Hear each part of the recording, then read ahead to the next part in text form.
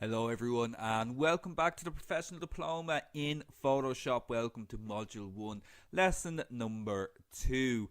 This is the interface for the very first version, or at least version 1.0.7 of Adobe Photoshop. As you can see, circa 1989, 1990, and as you can see there as well, only 4 names: Thomas Noel, John Noel, Steve Gutman and Russell Brown.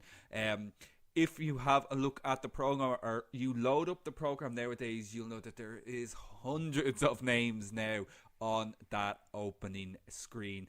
But very, very interesting and very retro as well. And as you can see there, it is also just for Mac. So it was actually not until later on that the program was available on Windows system as well, but initially had been developed for Mac users. So a little bit of interesting history there around Adobe Photoshop.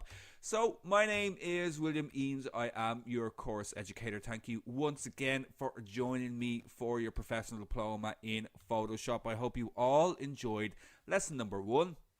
We got familiar with the interface and we made a business card, and thank you so much to all of you for sharing your business cards via Facebook. Do remember to download our app for the best experience. You can also catch up on recordings there as well if you miss any recordings, and also there's always a countdown timer to your next class so that you never miss a lesson. So remember as well, don't drop out. You are going to see success in every single lesson. Every lesson you're going to add valuable new skills that you can use within Photoshop to achieve your goals. And it really is that simple. All you have to do is attend every single lesson. As I mentioned in the first lesson, all our lessons are interactive, so do ask plenty of questions and chat with Morpheus. Put your questions to the classroom as well, and please remember to keep rating those responses so we can improve Morpheus and improve your experience on these lessons as well.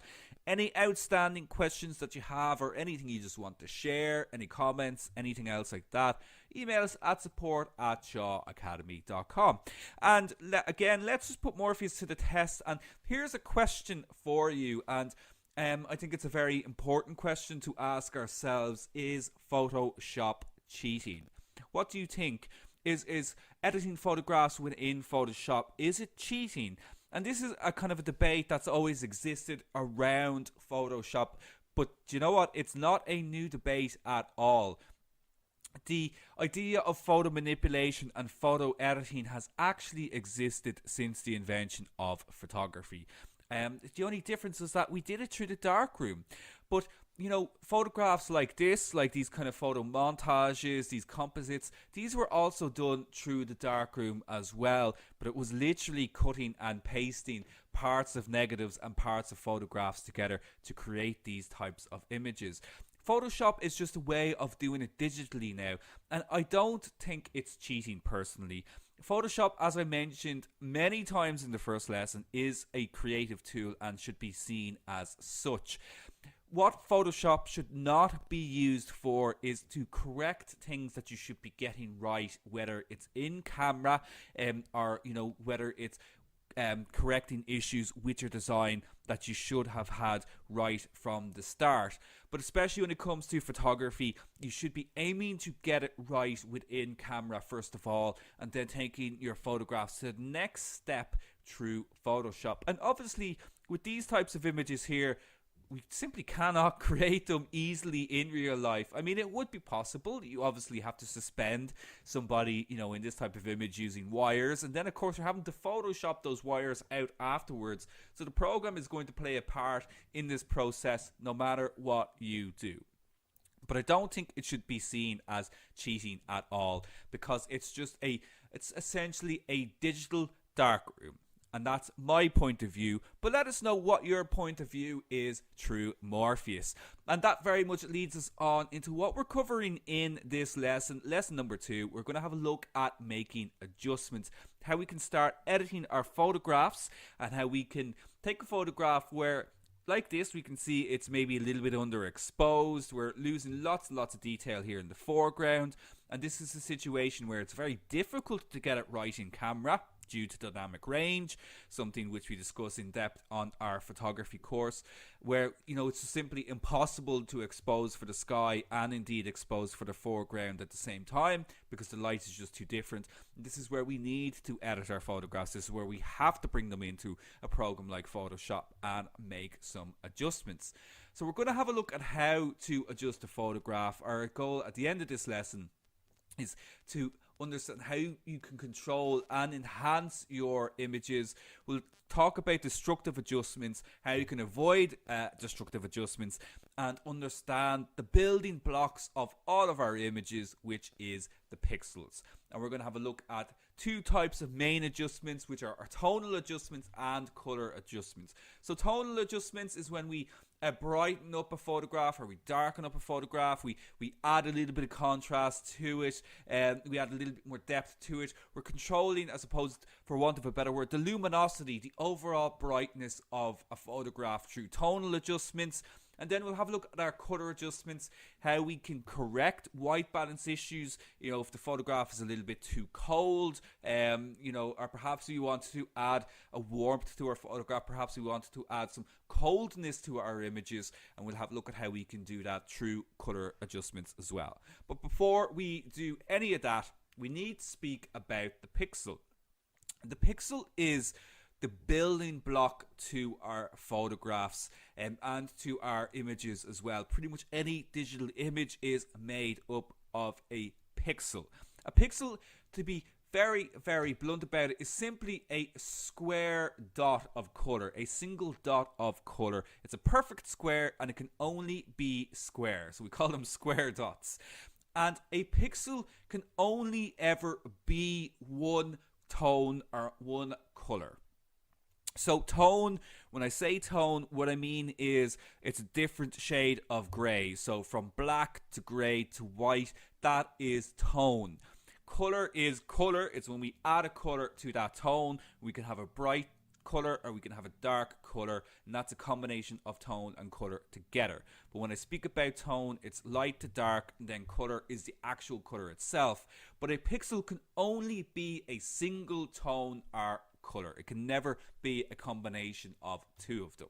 And it's these variations of tones and these variations of colors, when they're grouped together, that make up our images, that make up our photographs. As I mentioned, it can only ever be one. No matter how much you look in closely to a photograph, no matter how much you try to pick out a pixel that has a variation of colors in it, you'll never find one that is two tones or two colors.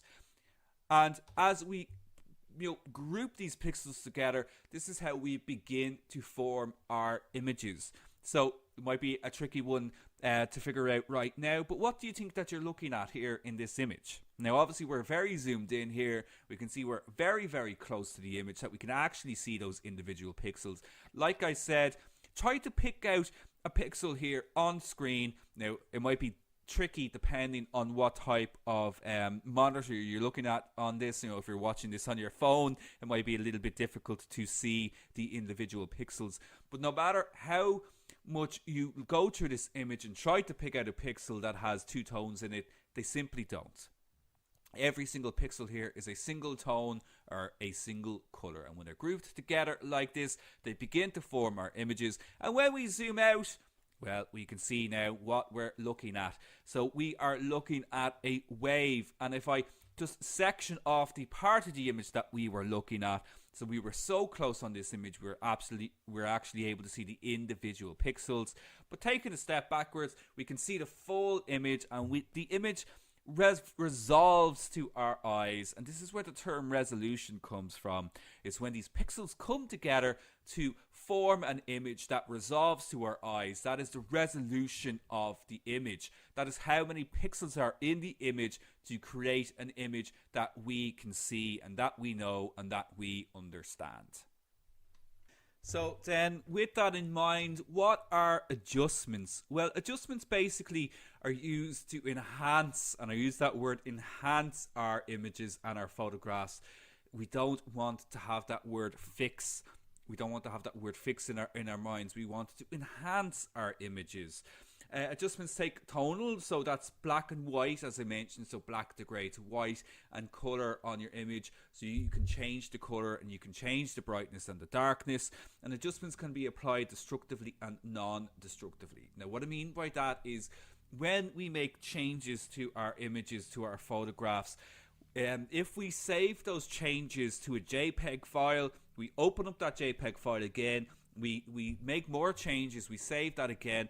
JPEGs compress every time we save them, and they compress to make a smaller file size, but that means that they lose information, and if we do that too often, it destroys the image, it destroys the file, because it disregards, it dumps too many pixels, and we end up with photographs that end pixelated. So where we can actually see those individual pixels. Non-destructive editing is a way that we can avoid doing that, where we can save the file in such a way where we can continue to edit on it at a later stage if we need to. And every adjustment has its own properties, has its own options, which of course we're going to explore now in just a moment. And you can pretty much control every single aspect of your photographs, of your images, through using adjustments. Very, very powerful. Now, just before we jump into Photoshop, I just want to ask you another very quick question. So I want you to tell me which of the following photographs are photoshopped. So the reason I'm asking you this is because we're speaking about adjustments. I want you to let me know which one of these images you think is, I suppose, a natural image that has not been edited at all, or one that has been photoshopped, like we think, you know, when we associate when we talk about edited images that have been manipulated through a program like Photoshop. So type in, you know, which ones you think are and which are photoshopped.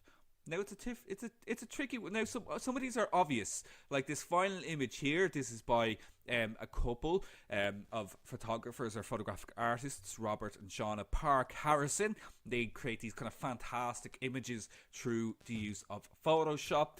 But well, the answer here is all of these photos have been photoshopped, for want of a better word. All of these images have been edited in some way. An image like this might have had some slight retouching to it. It definitely would have had adjustments to it done tonally as well. We can see that skin is very, very smooth. There's still a natural look to it too, but I know by looking at an image like this that there has been a little bit of work done to it. Not a huge amount of work. The photographer would have done as much as possible to get everything done right with the lighting. We can see it is a much more natural approach, but there is still a little bit of work done here. Similarly with the second photograph here, you know, we have this kind of matte effect happening here to the shot. There has been a filter used at the time of exposure to get this nice, silky, smooth water. So there's, again, technical work happening at the time of the capture of the image. But there's definitely been work here, you know, with the darkness here, adding a little bit of contrast and this type of matte effect. Here, again, this image here probably is the one that majority of people will say wasn't photoshopped, that this one has the most natural look to it. But there has been definitely work done on the saturation here to increase the overall saturation of the image here. Generally, photographs like this, when we capture them, they tend to be maybe a little bit flat, and you know, with this we can add some in-camera adjustments to increase that saturation, but I would say that there has been some slight tweaking that has happened here to the colors of this image. And then finally, this image here very much has been edited through Photoshop.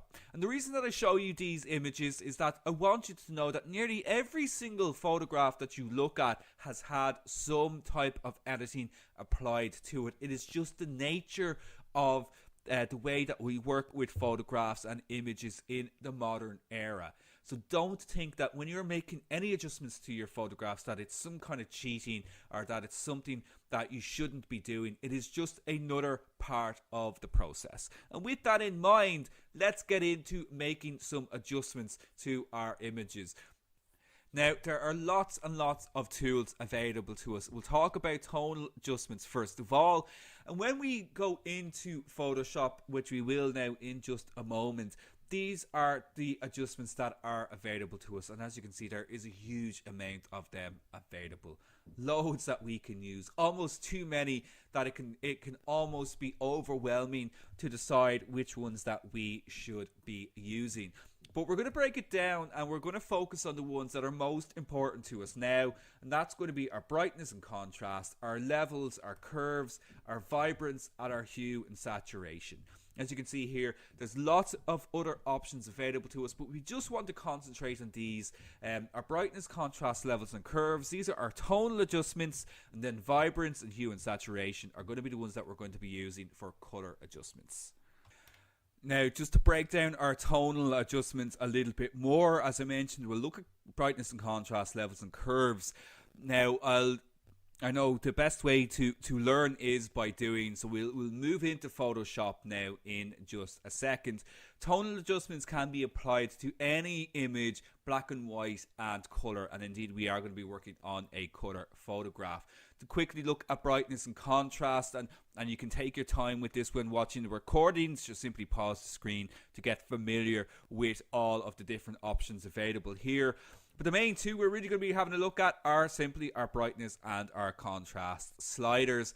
Brightness will add overall brightness or darkness to the image. Contrast will separate the whites from the black tones so that we get more of an impact in the photograph. We can also reduce the contrast to increase the kind of grey tones in the image. It kind of gives us a flatter looking photograph.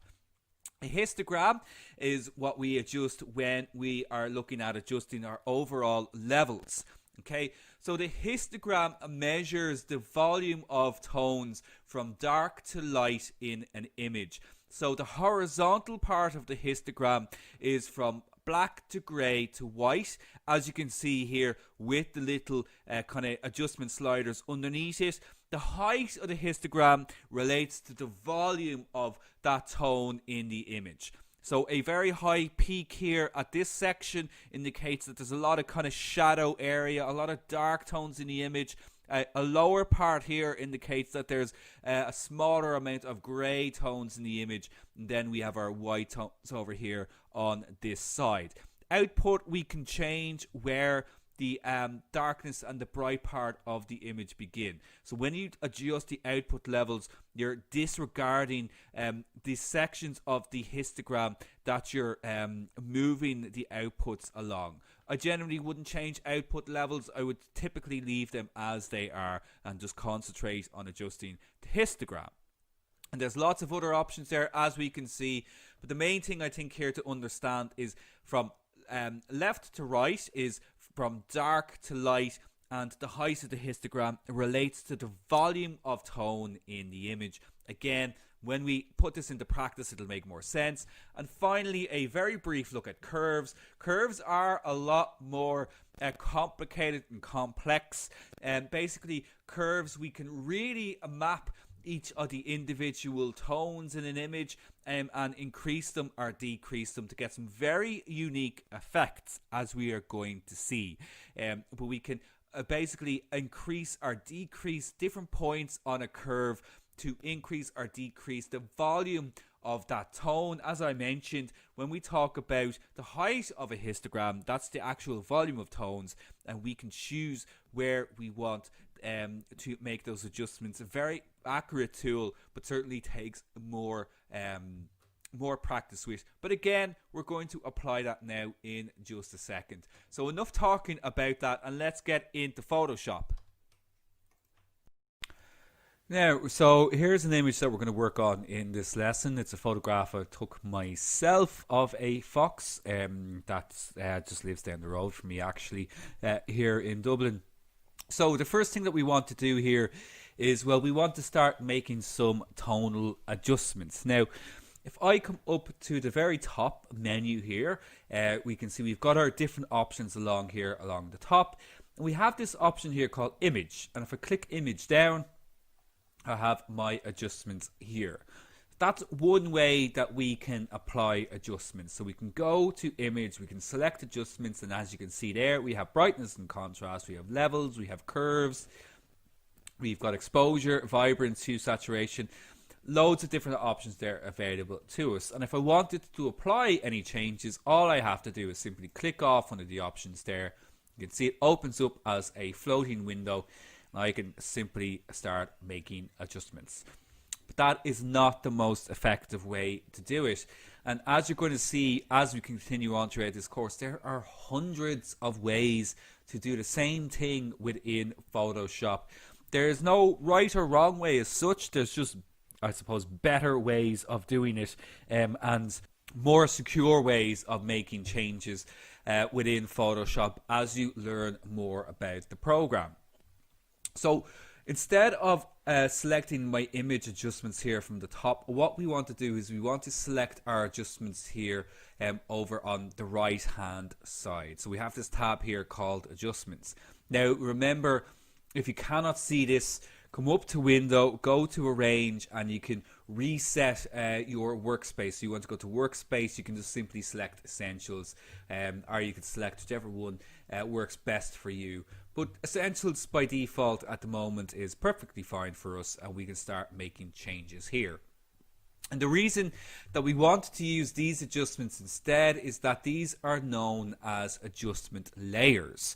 So it creates a brand new layer whenever we click off each one of these. So let's click off brightness and contrast. And as you can see, when I click off brightness and contrast, it has now created this brand new layer above my image. Now we're going to go much more in depth into layers in the next lesson, so don't worry too much about them now. But basically, a layer is almost like it's exactly what it sounds. It's another layer that exists above our image. Okay, so when I have this selected, it means I can start making changes to my image. Okay, like whatever way I want to. If I want to increase the brightness, decrease the brightness, I can add a little bit of contrast. Okay, but it's not applying it directly to the image, it's applying it on the layer above it. And I can actually toggle on and off that layer so I can see the changes that I'm making in real time. But the main thing here is that it is a non-destructive form of editing. So I'm not applying the changes directly to the image, I'm applying them to the layer above the image, and that means that it's non-destructive. It's not going to degrade or reduce the quality of the image. It is a safer way to work. And as we continue on throughout this course, we are going to be using layers in everything that we do. Okay, so with this one, I think I'm actually happy enough overall with the brightness levels, but it is lacking a little bit of contrast, so I do want to increase that. I'm going to bring that to around 25, and I could just do a quick toggle on and off. Not a huge difference there yet, but just enough to give it a little bit of a punch. Remember, contrast is when you are separating the black tones and the white tones from each other to create more contrast, to make those blacks darker and to make those whites lighter. So the next change that I want to make is I want to adjust my overall levels. It'll give me a little bit more control than just the brightness and contrast adjustments. So we'll come back to the adjustments option here. We click levels here just beside it, and it creates a brand new layer. So here we have another layer. We also have beside this white area here is known as a layer mask. Now we won't speak about layer masks in this lesson. We're going to talk about them in the next lesson, but it's very, very useful when it creates that layer mask with us here as well, because we're going to use those extensively again as we move on throughout the course. So coming back up to my my levels here, I have lots and lots of options available to me. First of all, we have preset options here. So if you want to make a quick adjustment, you can actually just click down each one of these options. We can make it darker, we can increase contrast here again, or we can lighten shadows. You can see what that does there to the image, and we can make it even lighter. There's loads and loads of options available to us there. We're going to leave it at default for the moment. Now with our histograms, remember I said that from right to left, or sorry, from left to right, we're going from dark tones to light tones. Now, reading this histogram, I can see that there's not very many dark tones here because the volume is very low. There is a lot of shadow and grey tones, and then the light tones kind of fall off a little bit, and again it's quite low.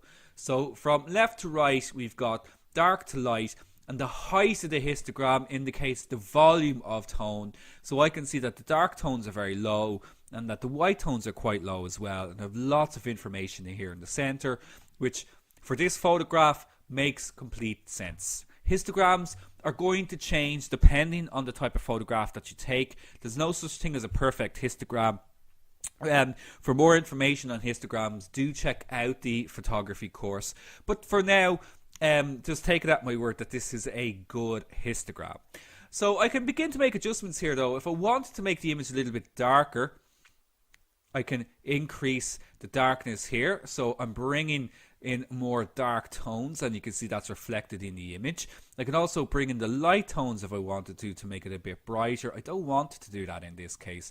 I can also move the mid-tone range as well if I needed to increase the mid-tone brightness. I can go left and right there as well, but I think that's okay. And again, we'll just quickly toggle on and off the change there just to see the impact that it's had. And again, it's a subtle change. It's not doing anything major here, but I am doing small little changes. Finally then, the last adjustment in terms of tone that we can have a look at for now anyway are curves. So we click off our curves, and again we've got a brand new adjustment layer here that we can begin to work from. So curves take a little bit more getting used to. Now, when we're working with curves, we can basically map out every single tone within the image, and we can increase it or decrease the brightness and darkness of it, and that can give us some fairly interesting results. Now again, lots of presets here are available to us, so you can actually get with kind of color effects here, like color negative, really interesting effect there. You can go cross process. So cross process is when we had, say, a slide image, a positive image, and we processed it in a negative way. Okay, so that's going back to darkroom days. We can go darker, get some interesting effects there, increase contrast. Again, loads and loads of different options there available to us. And as we click off each of these, you can see how the curve is slowly and slightly changing. Okay, so again, we could go negative there, and you can see it actually flips the curve entirely then in that case. And again, strong contrast there as well. Lots of options available to us, but what I want to achieve with this particular image is a film-like effect. I want to make this photograph look like it's taken on a film camera. And with usually photographs taken on film cameras, they have a more kind of matte look effect to them. The darks, the blacks tones and that, they tend to be a little bit more brighter, I guess, not as deep and not as dense as in a digital image. So I'm going to add a little bit of an effect here. And what I'm going to do is I'm going to click on a point here. So I usually go by the grid. And if I click a point here, it creates what's called an anchor. Okay, now I can move that point up and down. And as you can see, it has an effect on that tone. So you're increasing and decreasing the brightness of that tone. It's going to have a slight impact of the other tones that are around it. But I'm going to leave that just there pretty much, as I said, like an anchor. I'm going to come down to this other option here, this other point here, right in the corner. I'm going to drag that up. And you can see what that's doing. So it is basically making those dark tones lighter. It's reducing the dark tones there, and it's giving this kind of matte effect on the image. A nice type of matte effect. So I'm going to bring that up quite high there. I'm also going to increase the bright tones here a little bit, just to add a little bit more brightness, and bring down the brightest part of the image just down a little bit there as well. So we have this kind of S curve here, an S curve, which adds a bit of contrast, but I've also reduced the black tones a bit here as well. Okay, so I'll just bring that down a little bit more. Now we will go in more into curves in a much greater detail at a more advanced level, but for now, That's all we really need to know about curves. Now again, I can just quickly toggle this on and off to see the impact it's had. Okay, I'm actually going to increase that just that a little bit more to really exaggerate that effect. Okay, so I'm happy with how that looks. And of course, you can switch off all of the layers to see how your image looked originally. That's how it looked at the start. And let's add each of those again. And that's where we're at now with this photograph for now. Now, with curves, with exposure and with brightness and contrast, it is also possible to separate it into each of the channels.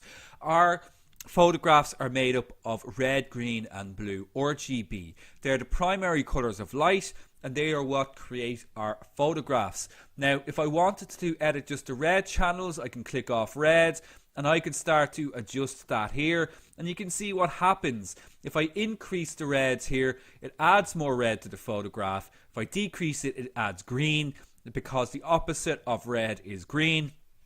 And with it, by changing each of the channels, what we can do here is we can create very unique looking colors.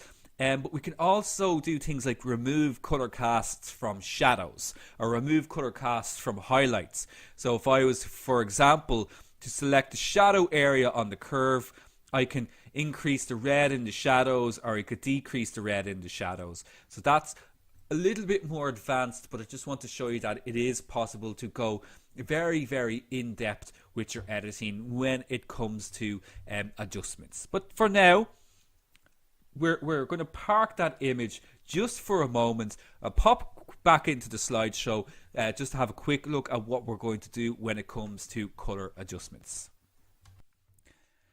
So adjusting color, again, we have a huge amount of control over what we can do with color within Photoshop.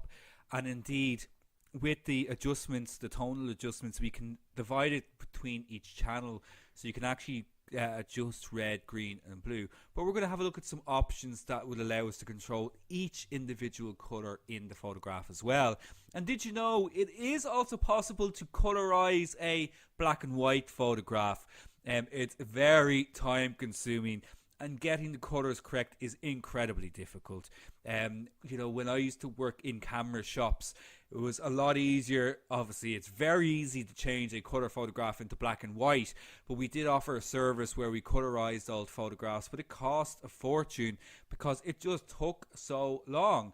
But check out Jordan Lloyd, who colorized this photograph for Frida Kahlo, but he's done loads of other ones. He's got great videos on YouTube on how he does it, and he has a great method for getting his colors accurate. And as you can see here, the results are pretty astounding. So be sure to check him out after the lesson. So with our color adjustments, we're just going to have a look at two panels really for now. We're going to talk vibrance and saturation, very quick changes we can make to our color adjustments. And then we'll talk hue and saturation, which will give us far more control over all of the color within our photographs. Vibrance and saturation, they tend to get confused, but basically saturation will control the overall intensity of the colors in your image. You can also desaturate a photograph by reducing the saturation altogether. Vibrance works slightly differently. Vibrance will help to increase the density of weaker colors in the photograph. So if I have a photograph that has a lot of red and a lot of blue, and perhaps that blue is not as strong, not as vibrant as the red in the photograph, increasing the vibrance will help to increase the vibrancy of the blue so that it becomes the same level of vibrance as the red does. Okay, so basically it'll try to increase the vibrance of weaker colors in the image or in the photograph. Hue and saturation is a lot more complicated. As you can see, there's a lot more options available to us here. So we can see we can edit the master color, which will edit all of the colors in the photograph. But as we're going to see now in a moment, it is also possible to select individual colors as well. Saturation will control the overall saturation of that color that we've selected. We can also make that color black and white, as we're going to see. And lightness will also control basically the brightness or the darkness of that color that we have selected. Lots of other options there. As we can see, again, I recommend you check out the recording, to go over this in a little bit more detail. But let's get back into Photoshop and start applying some color edits to our fox photograph. So jumping back in here. Okay, so what we want to do now here is we come back to our adjustments, and again we go to our options, and we can see we've got our other options here. We have vibrance, and there we go, we've got vibrance and saturation. We now have another layer mask. So if I increase, well, let's adjust saturation here first of all. If I increase the saturation, well, you can see pretty much what happens there straight away. Very, very intense greens, very intense reds, lots and lots of color there. Too much, far too much. If I go the other way, I've got a very quick black and white. A very, very quick black and white image here. Okay, now that's not the best way to create a black and white photograph. It's a quick way of doing it, but it's not the most effective way. But if you wanted to get an idea of what your photograph might look like in black and white, that's a very fast way of doing it. And we could just reset it back to normal. I'm going to, as I said, go for a kind of a film type of effect. So film negatives can sometimes come out a little bit desaturated. So I'm actually going to reduce that saturation down a little bit more. And I'm going to exaggerate it. We'll bring it down to about 20. And as you can see there, it just mutes the colors. It mutes them a little bit without removing them altogether. I'm going to then come to my vibrance. And as I said, vibrance can, if I reduce the vibrance there altogether, you can see that it actually still maintains some colors. It's actually a very interesting effect. There's a very, very muted colors there. If I increase it, it brings back a little bit of color into the image. And if I go the whole way, you can see that it's quite vibrant, but it's not. It's actually just about acceptable, but I don't want to go that far. I am going to increase it though, just to balance out that reduced saturation a little bit more, and it gives it more of a unique look. So again, if I just toggle that on and toggle it off, you can see again the difference is subtle. And it's all about subtlety when it comes to editing. You can absolutely exaggerate the editing if you like, depending on what effect you're going after. But I tend to go a little bit more subtle with my edits. And again, it just comes from practice. The more practice you do, the more you're going to develop your own style. So that's our vibrance and saturation. Let's come back to our adjustments again. And next we're going to pick hue and saturation. And this one is a much more powerful panel for editing our color. Okay, first of all, we have our master color here. Okay, so we can click this down and you can see we've got reds, yellows, greens, cyan, blues, so we can actually click more individual color strands. But let's just go with our master for the moment. And again, we've got options here. We can go with some presets like cyanotype. It's an old Victorian process for colouring photographs, which I actually did it myself manually, within the darkroom. Very interesting. You can increase saturation more. Again, increase saturation. Another one, old style, kind of a sepia tone almost, boost the reds. Lots of options there available for you to start with straight away. We'll go to our default. And if I come to hue, hue is another word for color. Hue is actually pure color. So when we talk about color, I won't go into too much technical detail, but generally color will have a tone, a tint applied to it. If you add gray to a color, you get a kind of a mid-tone color. If you add black to a color, you get darker colors, and then obviously if you add white, you get a lighter color, and it'll just change those color properties. Hue is pure color. It's just the actual color without any tone. Now if I change the hue, you can see you get some pretty crazy psychedelic things happening there. Really interesting.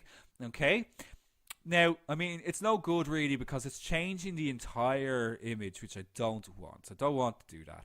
Okay, but I can select individual channels. Alright, so let's see what happens. Say I want to adjust the greens here. Okay, so I'm going to select the green. There's a lot of green here, and there's actually a lot of yellow in the photograph as well. And as you can see, when I select the greens, it's got this little indication here of the range that's selected, just underneath. I can increase the saturation of the green. Yuck, that's way too much. I can decrease it, and as you can see, it removes the green altogether. We still have some aquas there. There's lots of yellow still there as well. But this is one way that you can kind of do this color selection or this color pop where you've got everything else in black and white and one thing in the photograph that's still in color. This is one way of doing it. But we're not going to do that. I am going to decrease the saturation of those greens a little bit though. I don't want them to be as strong. Okay, because I want to emphasize the fox. Okay, now I can also increase the lightness or the darkness of it. Again, you can see that has a very interesting effect on it. Okay. Very, very interesting. This kind of grey-green, you know, at the moment seems to be very, very popular on Instagram. At the time of creating this lesson anyway, trends, I should say, tend to change very, very frequently in photography. But that's an interesting look. I'm happy with that. Okay. You can, of course, if you wanted to go for a more autumnal type of look, you can change the hue. Now, obviously, we don't want to go for an alien type of look, but as you can see here, we could adjust this so it falls somewhere into the oranges here.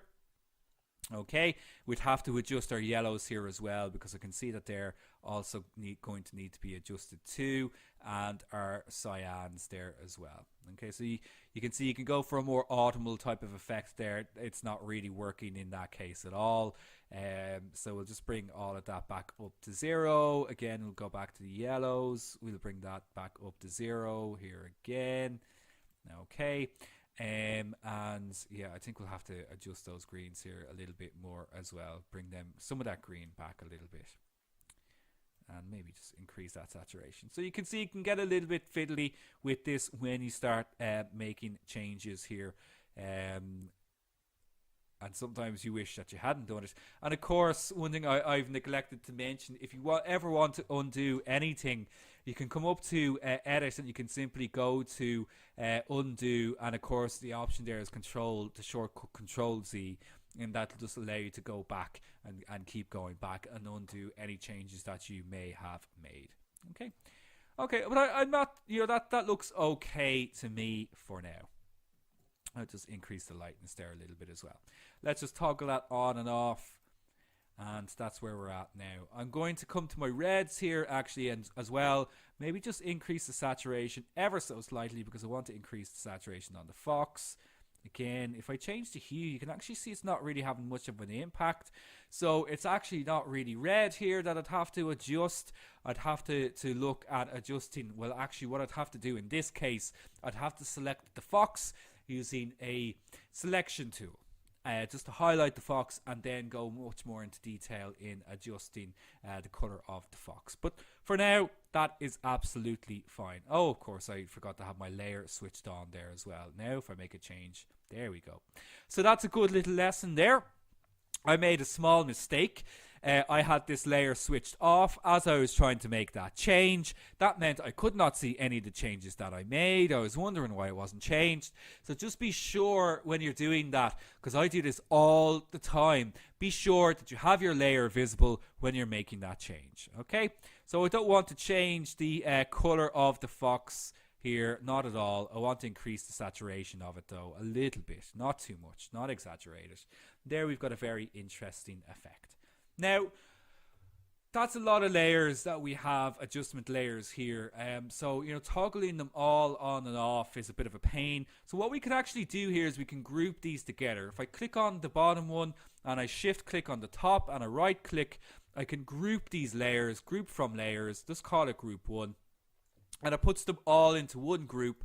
And that means I can quickly toggle on and off the changes that I have made. Okay. Really, really fast. One final thing I want to do here is I want to crop the photograph. I want to crop it. The composition is not great.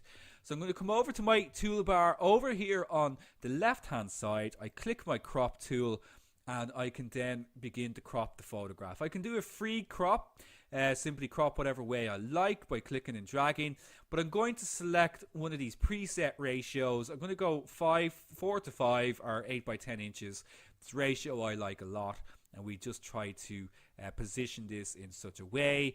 I'm not a big fan of this kind of branch sticking out here. I can remove that at a later stage, which I will, but for now let's center that a little bit more. We just have to click enter on that. We'll zoom in a little bit, and there we go.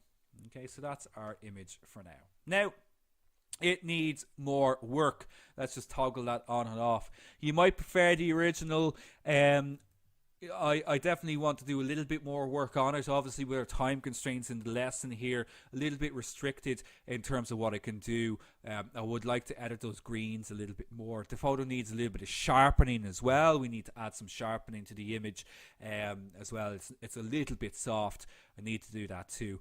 But I think that's plenty to digest in this lesson, and I want you to do these kind of changes to your own photographs as well. So I'll leave it there, and let's just finish out the rest of the lesson and have a look at what's coming up in the next lesson. So well done on completing this lesson, and let's have a look at what we're going to be talking about in the next lesson, which is layers. We're going to continue on with our layers and our layer masks. So first of all, we'll talk about the importance of layers, as they allow you to build and build and build and build on an image and try out lots of different variations. And as you may have seen from this lesson, they are the key to really unlocking Photoshop's potential and trying out infinite versions of your images. We'll talk all about different layer types. So we've already had a look at adjustment layers, but we'll have a look at some other layers like typing layers, how we can add text to our images. We'll have a look at how we can make shapes using layers as well. And this adds a more graphical quality to your images. And then we'll have a look at masking. So masking is when we can combine multiple images together. Well, not just multiple images together, but we can reveal or we can hide images that are stacked in layers. And this means we can try and create lots of different types of effects. We can make some very, very cool composite images, but we can also use them with adjustment layers as well, so that we're only applying an adjustment that we've made to a certain part of the photograph. So like with the fox, I could have a layer mask where I have the fox selected, and that only the fox is going to get the changes applied to it. The rest of the photograph won't. Okay, but that'll make much more sense in lesson number 3. So be sure to join me for that lesson. Now, for your lesson challenge, I would like you to demonstrate a basic adjustment to a photograph. You can go as deep with this as you like. I encourage you to experiment, or you can be subtle like I was, well, trying to be at least with this fox image. But do try it out yourself and try and post it before and after. Simply grab a screenshot of it, show it before and after of the changes you made to a photograph or an image, and post them at facebook.com/Shaw Academy. And of course, remember, don't drop out. So you would have picked up more valuable skills in this lesson. At least I hope that you did. And we're just going to keep expanding and building on those skills. All you have to do is attend your lessons, whether it's through the recordings, whether it's through your scheduled time, whatever way you prefer. I don't mind. I just want you to do the lessons and achieve your goals. So on that note, I will leave it there for now. Thank you so much for joining me for lesson number 2. I'll talk to you all again very soon for lesson number 3. So until then, take care of yourselves and bye bye.